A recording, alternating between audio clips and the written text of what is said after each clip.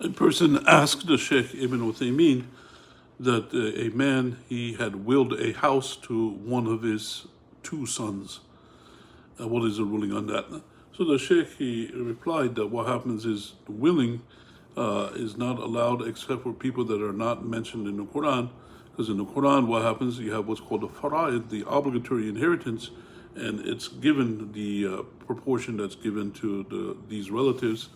And so a person has to give that exact share to those relatives, and a person cannot give to any of those relatives any more than what is specified in the Quran. You cannot give to that person any more or less, because what happens is the terminology that they use in the Islamic ruling, you have is a will, and you have which is an optional thing that you can give to people up to 1/3 in the beginning, and then you have the obligatory inheritance, which is mentioned in the Quran.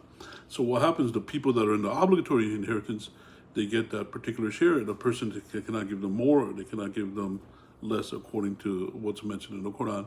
So in the case of a person, if they have more than one son, then what happens is the sons, they get twice the amount of the daughters.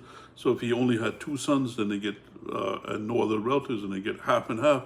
If he had three sons, then they each get a third from it, and it has to be exactly that amount that's left. And the willing can only be done up to a third to somebody that's not mentioned in the obligatory inheritance. And this is the answer the Sheikh Ibn Uthaymeen gave.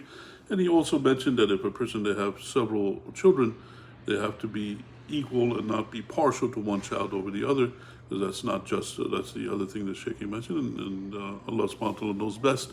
And may peace and blessings be upon Prophet Muhammad sallallahu alaihi wasallam.